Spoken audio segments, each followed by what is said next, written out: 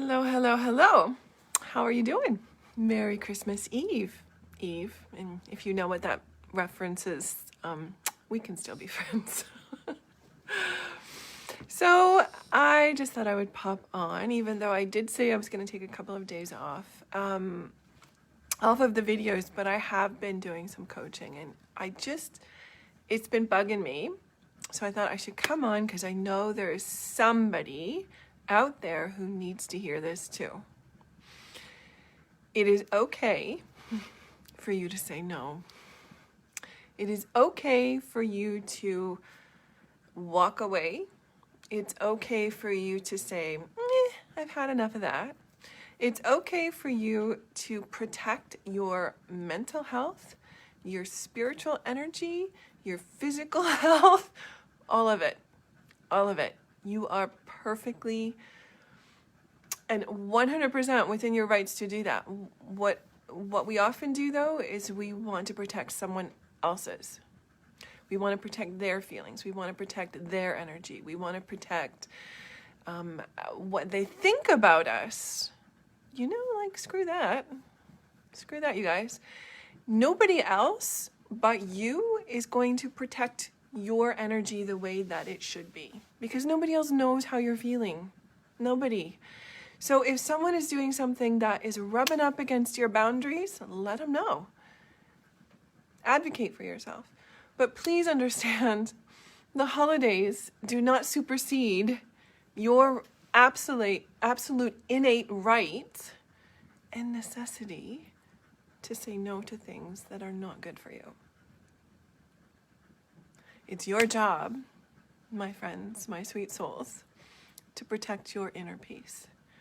Most of us, if you're someone that I've connected with as a coach or in my groups or often as a friend, you're someone whose inner peace has been hard frickin' won.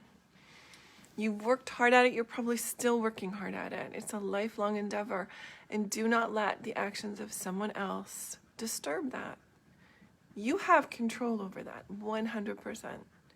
And if that means that you say no to another freaking Zoom call, then say no.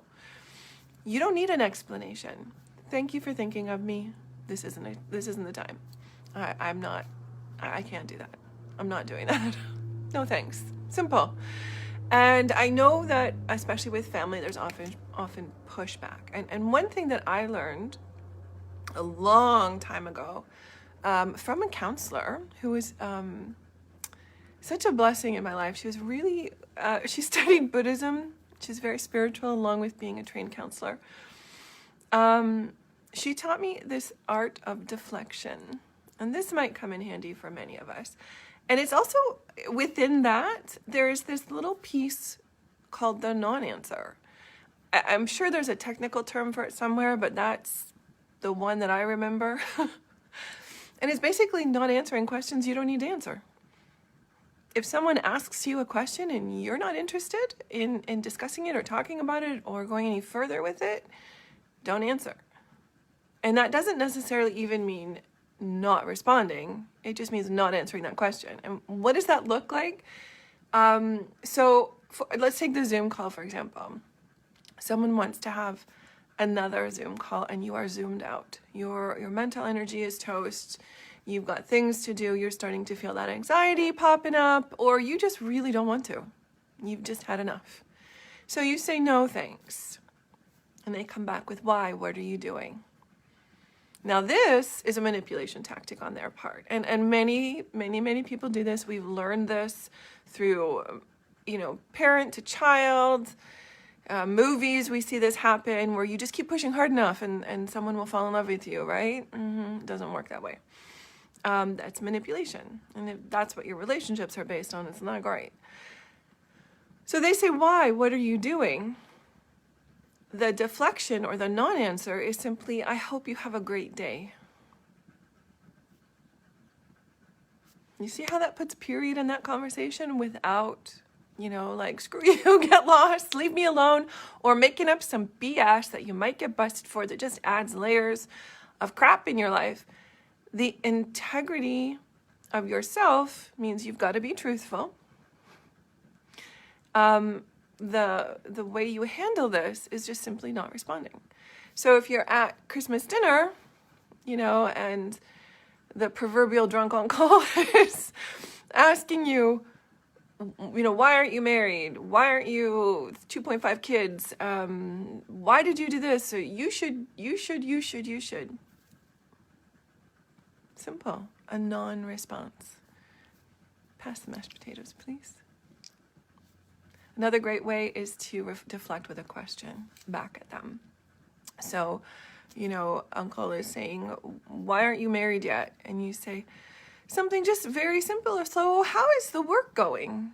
You know, how is the, I don't know what uncle's doing. How's the lawyering doing? I don't know. Right? And just deflect with a question that is literally ignoring what you've been asked or what's been put to you. Literally just, it didn't happen. It's a complete ignoring of that question. And of course, you will come across, most people just leave it at that because it's actually quite confusing for many people. They don't know how to come back from it. So it does save a lot of issues. But you will eventually find someone who's going to just push and push and push. And at that point, then it becomes a boundary issue. And you've got to decide what you're going to do about that. But you, my sweet soul, are 100,000%. I know that's not a real number, but allowed to take care of yourself and your own mental health and your own energy and your own inner peace. That's your job. That's your job. So be kind to yourselves. Practice the deflection a little bit. See how it works for you. Let me know. And if you do need a little more support in that area, feel free to give me a DM. I am still have a couple of slots open for coaching one-on-one clients. I don't usually take too many.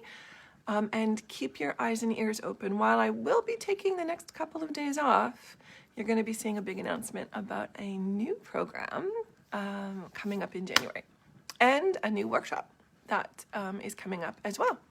So, meanwhile, it's the holidays, baby. So I'm going to go drink some more coffee and probably eat more Ferrero Rochers than is humanly safe to see what the boundaries are on that. And I hope you have a beautiful, beautiful holiday. And I will talk to you really soon. Mwah. Bye for now.